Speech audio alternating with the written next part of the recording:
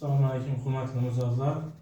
Hurmatli prezidentimiz tomonidan 3 tajribasi asosida bank rahbarlari o'z mijozlari bilan uchrashib, ulardagi mavjud muammosini hal qilish orqali yangi ish o'rinlari ochish, tadbirkorlik faoliyatida bo'layotgan bank bilan bog'liq to'siqlarni masalasini hal qilish topshirib o'tilgan. Shu munosabat bilan bugungi suhbat uyushtirib turibmiz. Bugungi kunda bankimizni bilan fuqarolar o'rtasida bank mahsulotlarini fuqarolarga yetkazish, o'zining xizmatlaridan foydalantirish maqsadida ko'zda tutilgan. Ulardan masalan bizning kredit mahsulotlarimiz bor. Hokim yordamchisi tavsiyasi orqali oilaviy tadbirkorlik dasturi doirasida kirdik. Keyin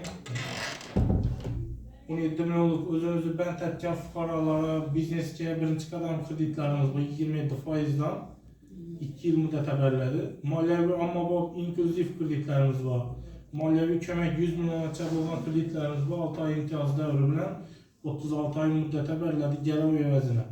Keyin omonat mahsulotlarimiz bor. 1 yillik, 1 yillik, 2 yillik omonatlarimiz bor. 1 yillik omonatlarimizda 16%dan bu foizlar eldindan bo'ladi. Sizlar qo'ygan pulingizni eldindan to'lab beradi. 16%dan to'lab beradi. 1,5-2 yillik omonatlarimiz bor. Ular 19%dan. 18 oy muddatga, 24 oy muddatga qo'yiladi.